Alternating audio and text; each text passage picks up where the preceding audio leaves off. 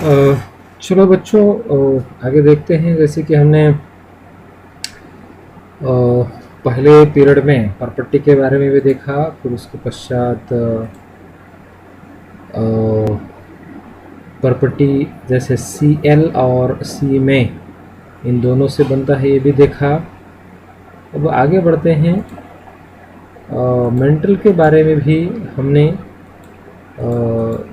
देख चुका। हाँ, मेंटल का देखना, सॉरी, मेंटल का हमें देखना है। तो मेंटल है क्या?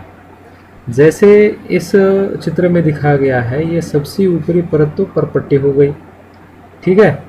फिर उसका अंदरूनी हिस्सा, जैसे परपट्टी की सीमा समाप्त होने के बाद हमने क्या कहा है, परपट्टी की सीमा जहाँ महाद्वीपीय संहिता है वहाँ होती है कितना, 35 किलोमीटर, और महासागरीय संहिता में ये 5 किलोमीटर होता है। तो मतलब यूँ समझिए कि जैसे ही ये परपट्टी की सीमा समाप्त हो जाती है, फिर शुरू हो जाता है मेंटल, है ना। ये देखिए मेंटल कितना है, ये जो येलो कलर में दिखाया गया है, ये पूरे उसका मेंटल का सीमा है। फिर उसके बाद में शुरू हो जाता है क्रोड मेंटल की सीमा शुरू हो जाती है, और बाह्य क्रोड जैसे यहाँ पे दिखा है, ये बाह्य क्रोड है, और ये आंतरिक क्रोड यानी कि बिल्कुल सेंटर में जैसे ये दिखाया जा रहा है। यहाँ पर आपको स्पष्ट रूप से बाकी कुछ समझ में आएगा। ये जो है ये क्रोड है ना, ये सबसे ऊपरी हिस्सा। हाँ, फिर है मेंटल, ये परपट्टी का हो गया, मेंटल का हो गया। अब ये आंतरिक इसका शुरू हो जाता है, बाह्य क्रोड शुरू हो जाता है, फिर ये आंतरिक क्रोड है। इस प्रकार से है। और इसकी जो जाड़ी बताई गई है, मतलब ये कितना थिकनेस इसका है, तो ये लगभग, ये जैसे शुरू हो जाता है तो 2900 किलोमीटर तक ये फैला हुआ है, ये ध्यान में रखिए। फिर आता है क्रोड, जो बिल्कुल गाभा है, आंतरिक है। ये सबसे आंतरिक परत है। इसकी त्रिज्या समझते हैं ना। त्रिज्या मतलब centre, from the centre of the circle to the outer edge, centre to the outer edge, it is about 3500 kilometer. Remember it. It means its total diameter is about 7000 kilometer, isn't it? और ये बना किससे है?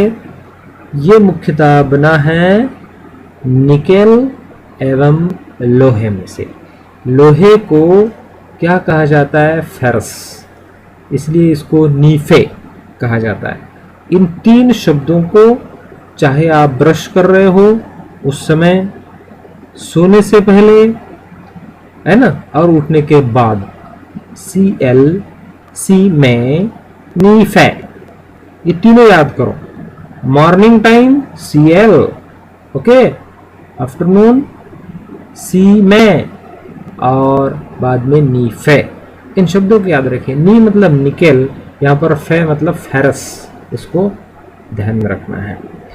केंद्रीय कोण का तापमान एवं दाब काफी उच्च होता है, क्योंकि वो देखिए पत्थर का पिघला हुआ, हर लोहे का, हर प्रकार के खनिजों का बिल्कुल द्रवित रूप है।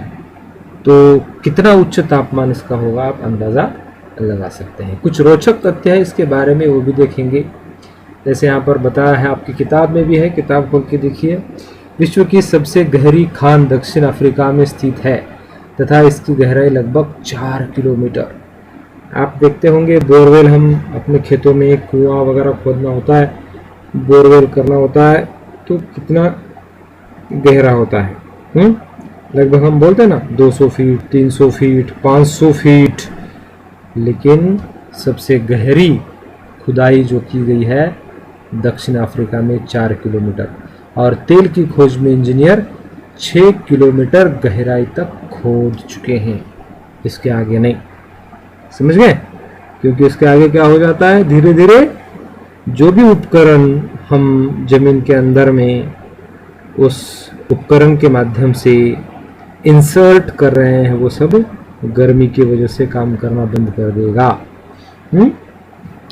पृथ्वी के केंद्र तक पहुंचने के लिए जो बिल्कुल असंभव है, आपको समुद्र की सतह पर से कितना 6000 किलोमीटर गहराई तक खोदना पड़ेगा। ध्यान में रखिए, यह संभव नहीं है, लेकिन एक हमारे अध्ययन हेतु ये जानकारी दी गई है।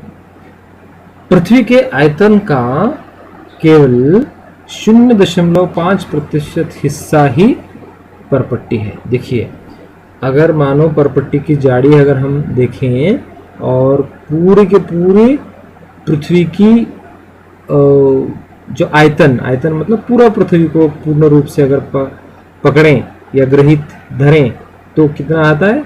0.5%। 16% मेंटल है और 83% हिस्सा करोड़ का है। मतलब करोड़ कितना बड़ा है। पृथ्वी की त्रिज्या ध्यान में रखिए 6371 किलोमीटर है। मैं आपको इसी के साथ आपको प्रश्न दूंगा, पृथ्वी का डायमीटर, और डायमीटर मतलब क्या, उसको क्या कहें, व्यास है ना, व्यास। त्रिज्या 6371, तो व्यास कितना होगा? 3500 किलोमीटर। अगर करोड़ की त्रिज्या है तो उसका व्यास कितना होगा, वो आप निकाल कर मुझे भेजेंगे, ठीक है।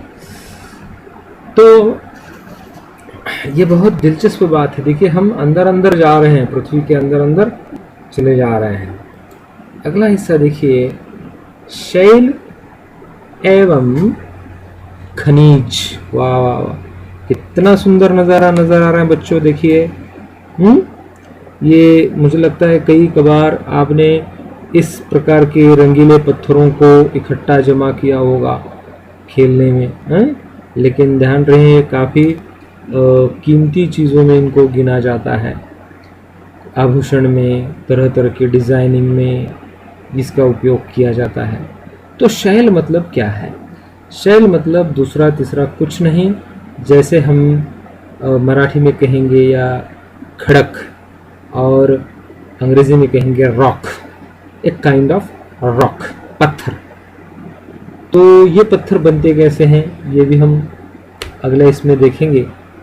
तो शैल एवं खनिज में पृथ्वी की परपट्टी अनेक प्रकार के शैलों से बनी है। जाहिर है, आपको हो सकता है आप अपने खेतों में जाकर देखें तो वो ज़मीन बिल्कुल काली है, हो सकता है या किसी की लाल है।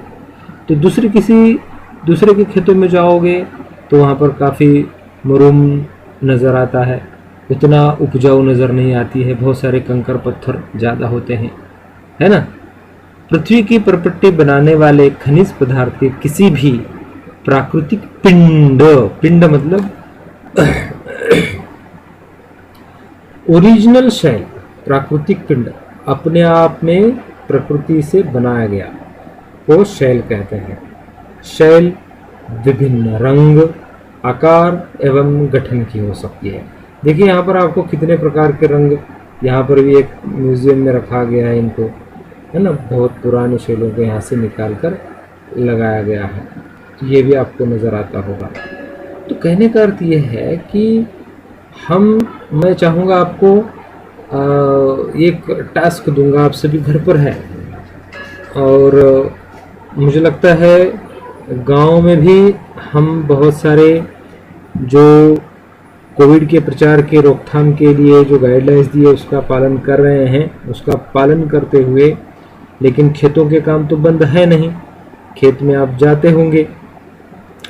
तो मेरी आपसे गुजारिश रहेगी, आपको जितने भी तरह के पत्थर आपके गांव, खेत, है ना, मिलते हैं, उनको जमा कराकर एक तस्वीर निकाल कर मुझे भेजिए, ठीक है। ये आपका एक होम असाइनमेंट का टास्क रहेगा, बहुत दिलचस्प है, और फिर उसका हम धीरे धीरे अध्ययन करेंगे कि जैसे ही इस पाठ में पढ़ाया गया है उसको पढ़ते पढ़ते आप समझ जाएंगे कि ये किस प्रकार का शैल है, ठीक है। चलो आगे बढ़ते हैं। शैल एवं खनिज। मुख्य रूप से शैल 3 प्रकार की है। मुख्य पहला है अग्नेय, इग्नियस, यानी कि अग्नि से उत्पन्न। वाकई ये अग्नि से उत्पन्न होता है। देखिए यहाँ पर दिया है, लैटिन शब्द का अर्थ है इग्निस, का अर्थ है अग्नि।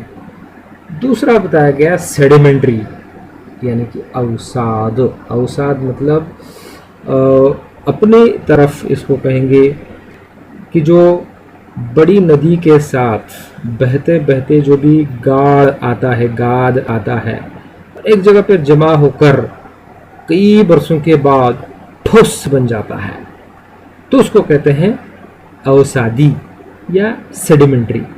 ये बहुत ज़्यादा दबाव और समय के साथ वहाँ पर जमा हो गया कंकर पत्थर, तरह तरह की मिट्टी, इससे ये सख्त बन जाता है, कठोर बन जाता है और शैल का रूप ले लेता है। इसको अवसादी शैल कहा गया है।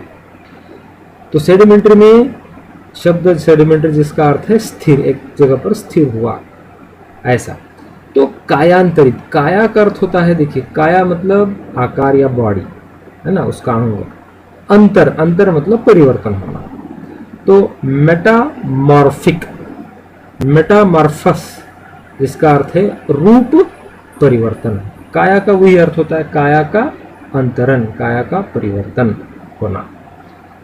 तो ये 3 मुख्य शैल के प्रकार हैं। ये हो सकता है आपको एक अंक के लिए या मल्टीपल चॉइस क्वेश्चंस में इस प्रकार के आएंगे, इनको थोड़ा सा अच्छी तरह से ध्यान में रखिए। यहाँ पर हम रुक जाते हैं। तो इसी पर जो जो आपको स्लाइड्स दिखाई गई है वही आपका होमवर्क रहेगा, है ना। बहुत ही संक्षिप्त में इनको निकाला गया है और ये आप होमवर्क के तौर पर भी हर एक स्लाइड को पॉज कर आप लिखेंगे। तो आज के लिए इतना ही, धन्यवाद। कल हम फिर से शुरू करेंगे। Thank you.